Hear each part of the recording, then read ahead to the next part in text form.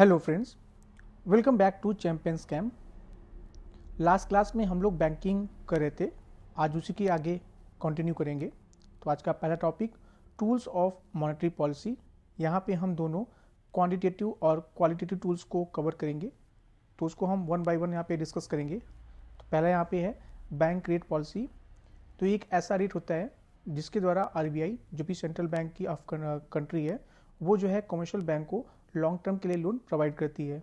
दूसरा यहाँ पे है ओपन मार्केट ऑपरेशंस। जैसे कि मैंने आपको बताया था कि ओपन मार्केट ऑपरेशन के तहत आरबीआई जो है गवर्नमेंट सिक्योरिटीज़ को सेल एंड परचेज करती है। लेकिन यहाँ पे कुछ लिमिटेशंस हैं इंडिया में, क्योंकि जो सिक्योरिटी मार्केट है वो अभी अंडर डेवलप्ड है और एनपीए की प्रॉब्लम अभी भी एक मेजर इशू है इंडियन बैंक्स के सामने। तीसरा यहाँ पे है कैश रिजर्व रेशियो। तो इसके तहत जो है जो भी शेड्यूल कमर्शियल बैंक्स हैं वो अपने डिपॉजिट्स का कुछ पार्ट जो है आरबीआई के पास कैश के फॉर्म में रखती हैं।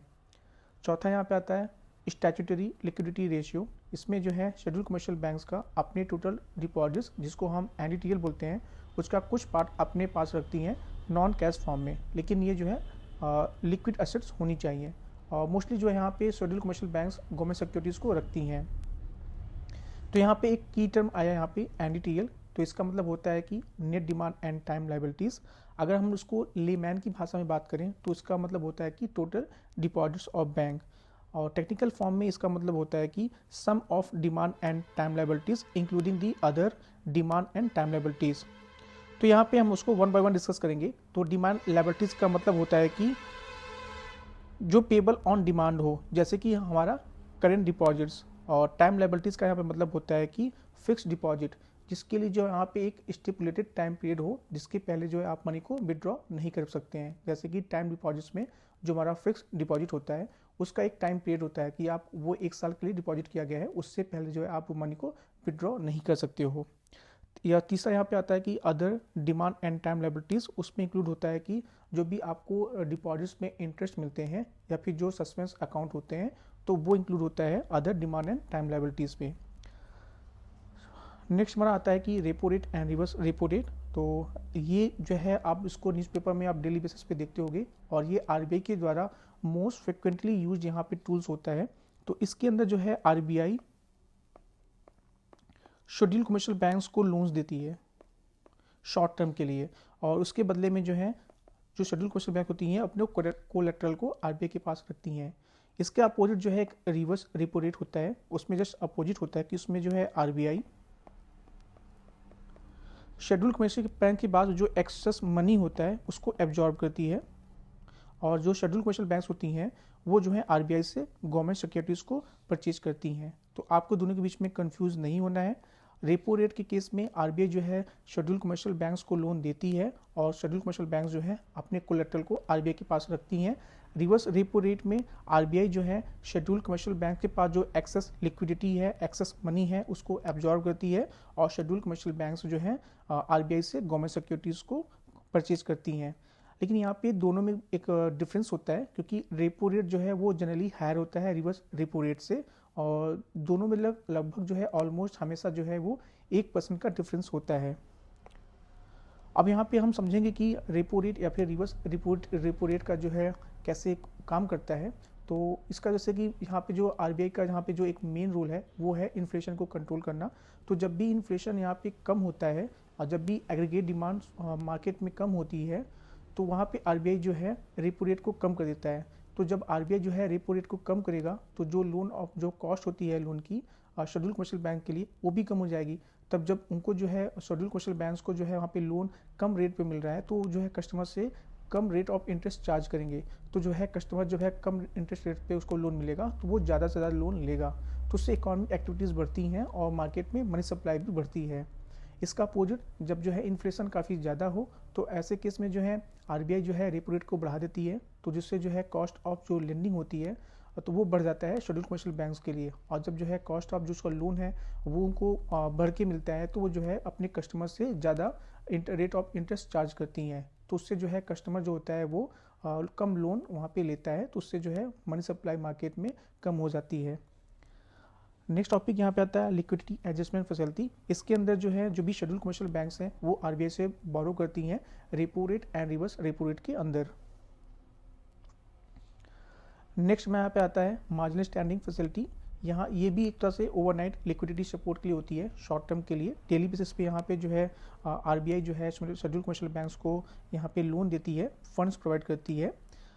लेकिन ये एक तरह से पीनल एक्शन होता है। ये जो है शेड्यूल कमर्शियल बैंक्स को तब दिया जाता है जब जो है वो अपने लीगल जो भी इनका रिजर्व रिक्वायरमेंट होता है, जिसे हम एसएलआर या फिर सीआरआर बोलते हैं, जब उससे वो शॉर्टफॉल कर जाती हैं तो आरबीआई को पिनलाइज करती है कि आपका ये एसएलआर और सीआरआर ये आपका जितना आपका वहाँ पे एक मैंडेटरी है आपको वो रखना है। तो उसको पिनलाइज करने के लिए जो है आरबीआई इनसे रेपो रेट से 1% एक्स्ट्रा पे इनको जो है रेट ऑफ इंटरेस्ट पे इनको लोन यहाँ पे प्रोवाइड करती है। तो ये तरह से पीनल एक्शन होता है। तो जो यहाँ पे रेट ऑफ इंटरेस्ट होता है वो रेपो रेट से 1% नॉर्मली ज़्यादा होता है। अब हम यहाँ पे कुछ क्वालिटेटिव टूल्स की बात करेंगे। तो यहाँ पे पहला टूल आता है चेंज इन मार्जिनल रिक्वायरमेंट। तो इसमें आरबीआई जो है शेड्यूल कमर्शियल बैंक से ये बोलती है कि आप जो है अपने मार्जिन्स को जो भी नेसेसरी सेक्टर्स हैं उनके लिए कम कर दो और जो भी नॉन नेसेसरी सेक्टर्स हैं उनके लिए बढ़ा दो। तो जैसे कि नेसेसरी सेक्टर्स एग्रीकल्चर है, तो आरबीआई बोलती है बैंक से कि आप इनके लिए अपना मार्जिन कम कर दो और ज़्यादा से ज़्यादा लोन जो है आप एग्रीकल्चर सेक्टर को प्रोवाइड करो।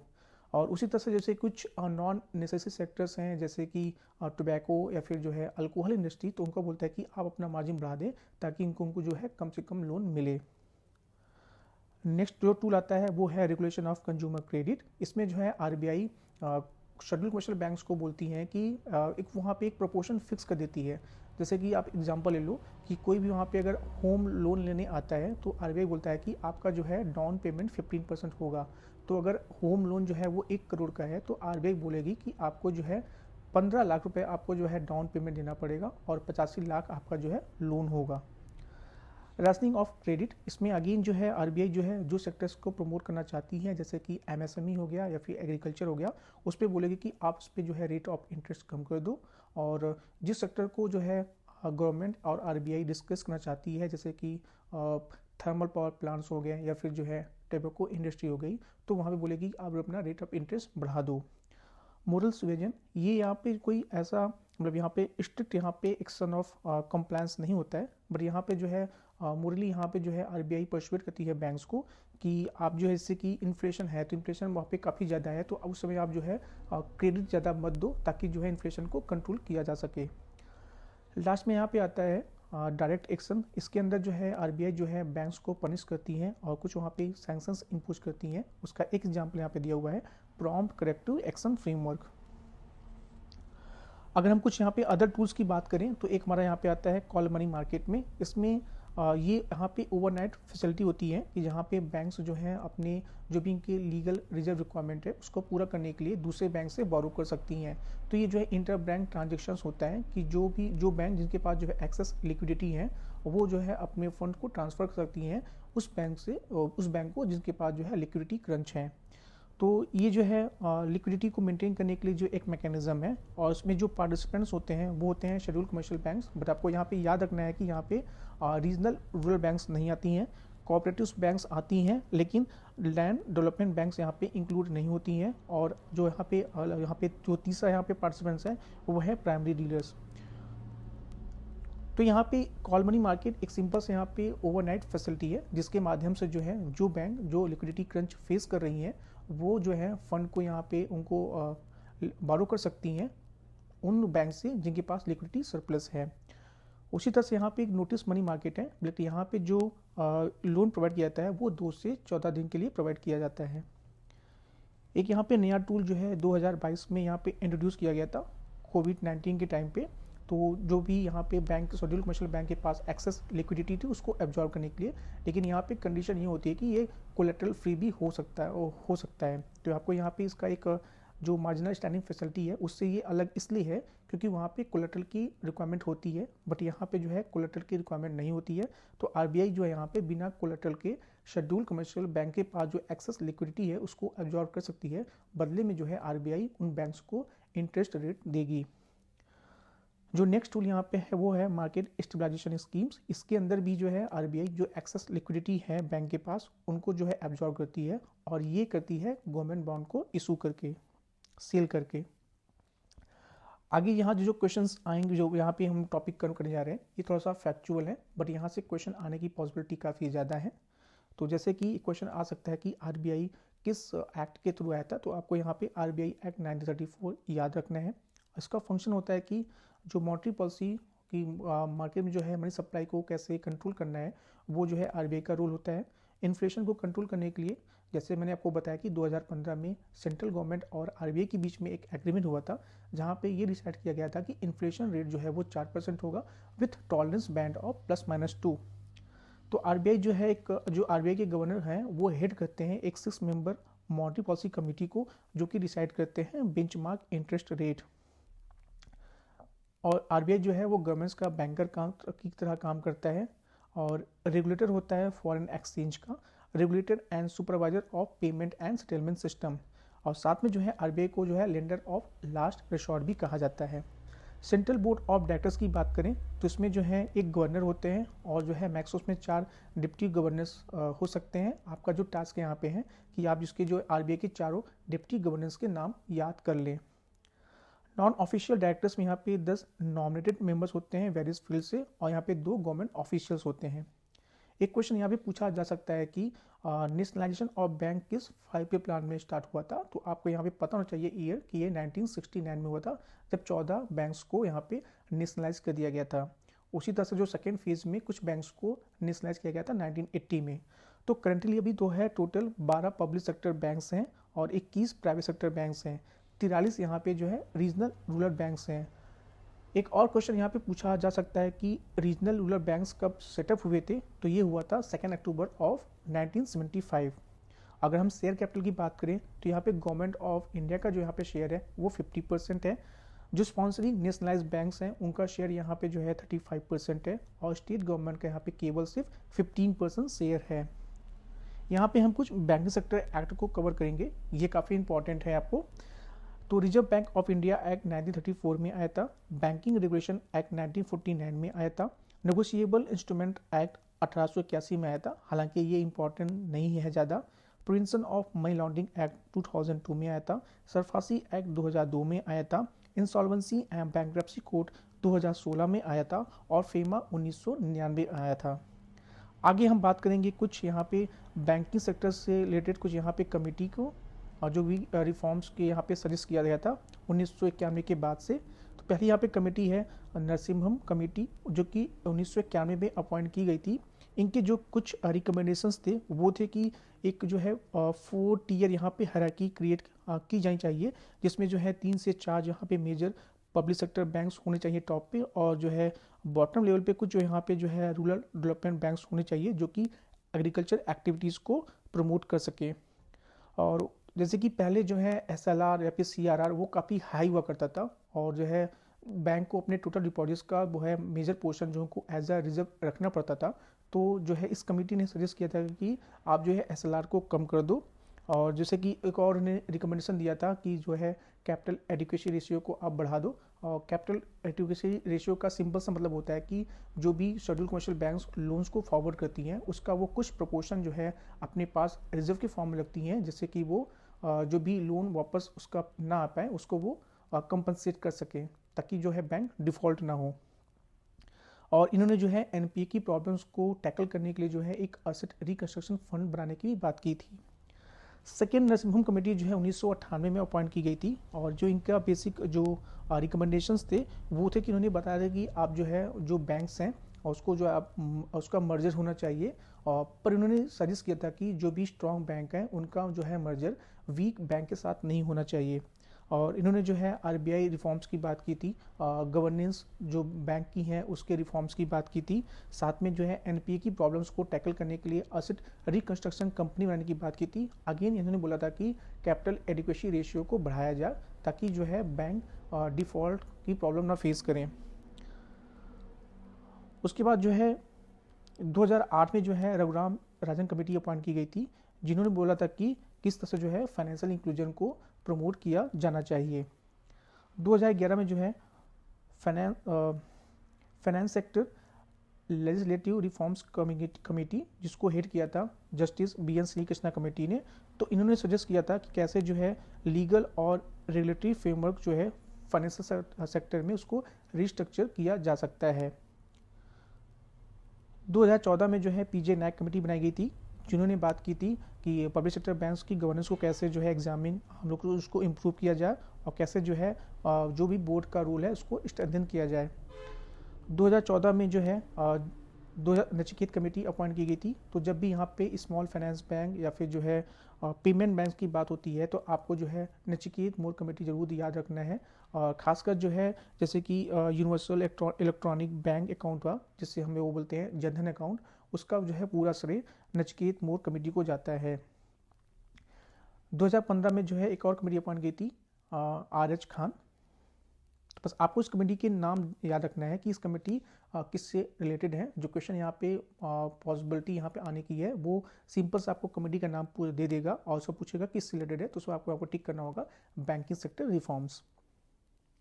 आगे हम पढ़ेंगे प्रायोरिटी सेक्टर लेनी। तो इसमें जो है गवर्नमेंट और RBI जो है बैंक्स को डायरेक्ट करती है कि आप कुछ सेक्टर्स पे जो है ज़्यादा लेंडिंग करो जो कि इकोनॉमी के लिए काफ़ी इंपॉर्टेंट हैं।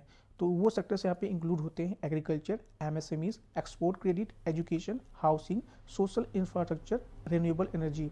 इसके अंदर जो है कुछ टारगेट फिक्स किए गए हैं, जैसे कि इंडियन बैंक्स या फिर जो है फॉरेन बैंक्स जिनके जो है 20 से अधिक ब्रांचेस हैं, उनको जो है अपने टोटल लेंडिंग का 40% जो है प्रायोरिटी सेक्टर लेंडिंग देना पड़ेगा। उसमें जो है कुछ सब टारगेट फिक्स किए गए हैं, जैसे कि 18% का टोटल लेंडिंग एग्रीकल्चर पे करना है, या फिर 10% ऑफ द टोटल लेंडिंग, या फिर 25% of the priority sector lending को वीकर सेक्शन के लिए देना पड़ेगा। फॉरेन बैंक्स के लिए जो है जिनकी ब्रांचेस 20 से कम हैं, उनके लिए जो है पहले 32% था, अभी जो है कुछ कैटेगरीज में जो है उनको जो है 40% करना पड़ता है, जिसमें जो है वो 32% जो है जो उनको लेंड करना पड़ता है जो कि एक्सपोर्ट करते हैं, और उनको जो है मिनिमम 8% करना पड़ता है अदर प्रायोरिटी सेक्टर लेंडिंग्स में। और ये जो है PSL का जो टारगेट है वो रीजनल रूरल बैंक्स और स्मॉल फाइनेंस बैंक के लिए 75% है। आगे हम जो एक नया पे डिफिनेशन दिया गया है micro small and medium enterprises के लिए, तो उसके याद करने के लिए मैं आपको एक यहाँ पे ट्रिक बता रहा हूँ कि यहाँ पे इन्वेस्टमेंट और टर्नओवर, तो जैसे कि यहाँ पे अगर इन्वेस्टमेंट 1 करोड़ का हो और टर्नओवर 5 करोड़ का हो तो वो आता है माइक्रो एंटरप्राइज में। उसको अगर हम 10 से मल्टीप्लाई कर दें तो इन्वेस्टमेंट जो है 10 करोड़ और टर्नओवर 50 करोड़, तो जो होगा वो होगा हमारा स्मॉल एंटरप्राइजेस। और हम जब जो है इसमें 5 से मल्टीप्लाई करें तो इन्वेस्टमेंट जो है 50 करोड़ और टर्नओवर 250 करोड़ का होगा, तो वो होगा हमारा मीडियम एंटरप्राइज। आपको ये क्राइटेरिया याद रखना है, ये क्वेश्चन पूछा जा सकता है। एक क्वेश्चन यहाँ पे सिंपल सा बन सकता है कि बेसल अकॉर्ड्स क्या होता है। तो बेसल अकॉर्ड जो है ये बैंकिंग सेक्टर से रिलेटेड है कि कैसे जो है कैपिटल एडिक्वेसी रेशियो को मेंटेन किया जाए। तो ये दिया था basal committee on banking supervision. बस आपको इतना ध्यान रखना है कि बेसल अकॉर्ड्स का संबंध का रिलेशन किससे है। अब हम बात करेंगे different measures of money supply. तो मनी सप्लाई में हम जो यहाँ पे पहला आएगा हमारा M1, तो उसमें इंक्लूड होता है हमारा currency in circulation with public, deposits of commercial banks and other deposits of with RBI। M2 हमारा हो गया M1 plus saving accounts with post office. M3 हमारा यहाँ पे होगा M1 plus net time deposits of bank. M4 होगा हमारे यहाँ पे M3 plus total deposits of post office. तो यहाँ पे हम M1 और M3 को हम लोग यहाँ पे नैरो मनी बोलते हैं और M3 M4 को हम लोग यहाँ पे ब्रॉड मनी बोलते हैं। आपको यहाँ पे M3 जरूर ध्यान देना है क्योंकि M3 जो होता है हमारा वो मनी सप्लाई होता है और ये काफ़ी ब्रॉड मनी होता है, जिसकी बेस पे ये जो है मनी सप्लाई को मार्केट में कंट्रोल किया जाता है। अगर हम लिक्विडिटी की बात करें तो यहाँ पे जो मोस्ट लिक्विड होता है वो होता है हमारा M1, और जो लिक्विडिटी यहाँ पे फिर डिक्रीज करती रहती है, तो मोस्ट लिक्विड यहाँ पे M1 है, देन M2, देन M3, और सबसे जो यहाँ पे कम लिक्विड है वो यहाँ पे M4।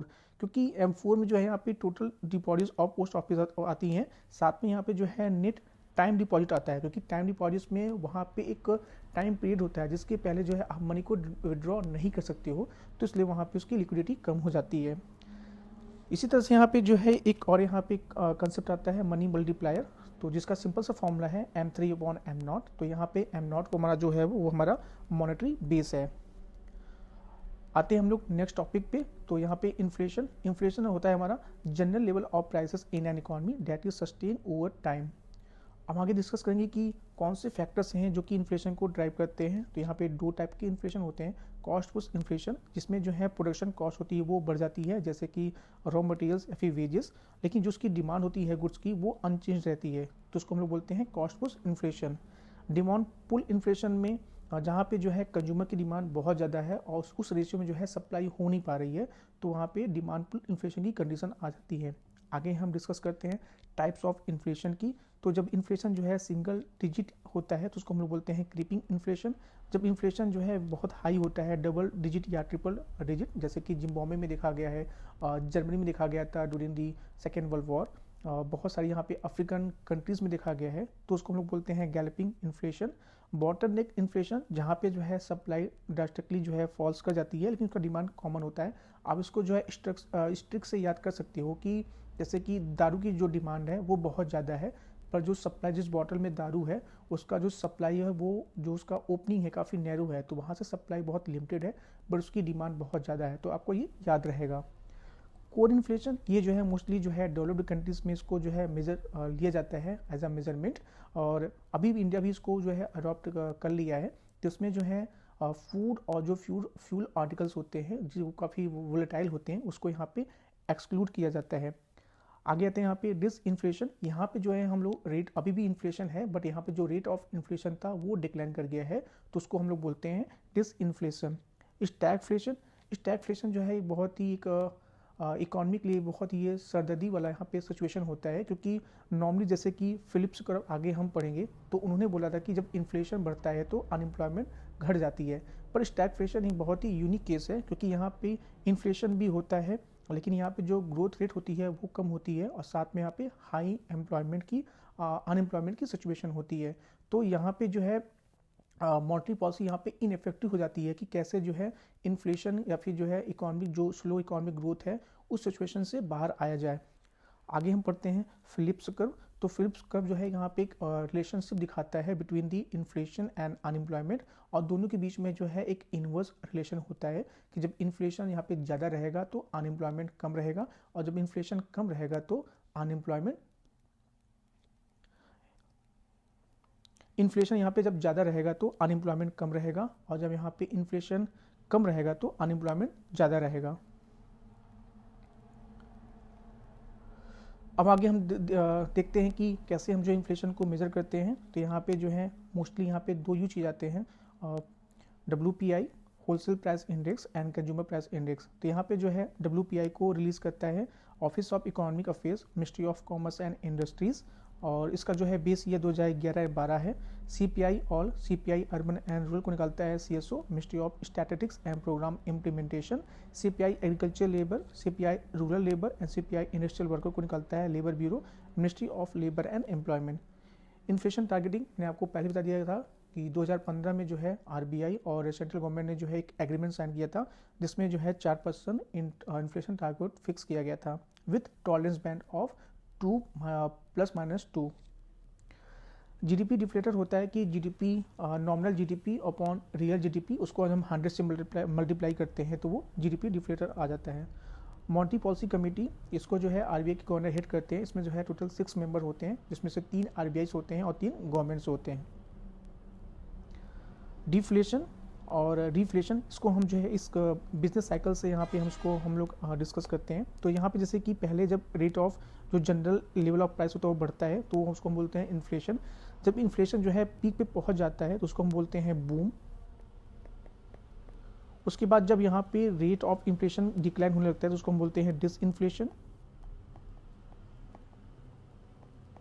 और जब जो है ये हमारी जो है ग्रोथ रेट निगेटिव में आ जाती है, जैसे कि ड्यूरिंग दी कोविड-19 जो हमारे जो है ग्रोथ रेट था वो निगेटिव था फॉर द 2 क्वार्टर, तो उस समय जो है हम लोग टेक्निकल रिसेशन की कैटेगरी में आ गए थे। तो यहाँ पे जो है रिसेशन होता है जब हमारा जो है ग्रोथ रेट निगेटिव हो जाता है, और जब वह वर्स्ट फेज ऑफ इकॉनमी होती है जहाँ पे डिमांड ऑलमोस्ट नल हो जाती है तो उसको हम लोग बोलते हैं डिफ्लेशन।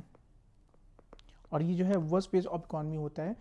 इससे बाहर आने के लिए हम लोग पंपिंग करते हैं, उसमें जो है आउटपुट को बढ़ाया जाता है, एक्सपेंडिचर को स्टिमुलेट किया जाता है, जैसे कि हम डिफ्लेशन की जो है वर्स्ट केस से बाहर आ पाए, और जो है कुछ वहाँ पे डिलिबरेट तरीके से वहाँ पे इन्फ्लेशन लाया जाता है।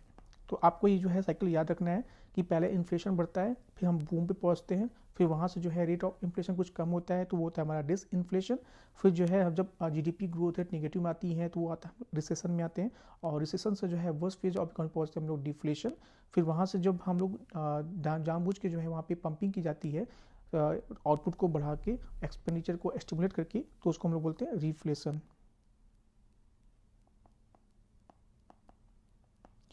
तो इसी के साथ जो है हमारा आज का टॉपिक ख़त्म होता है। हम जहाँ पे जो भी इंपॉर्टेंट टॉपिक्स थे जहाँ से क्वेश्चन बन सकते हैं या फिर जो भी करंट में क्वेश्चन पूछे जाते हैं उसकी अंडरस्टैंडिंग के लिए जो चीज़ें इंपॉर्टेंट थी मैंने आपसे यहाँ पे डिस्कस की है। इसके अलावा अगर आपको किसी टॉपिक पे भी आपको प्रॉब्लम हो रही है या फिर आपको लगता है यहाँ से क्वेश्चन बन सकता है, आप हमें सजेस्ट कीजिए, उस पर हम वीडियो बनाऊँगा। Thank you.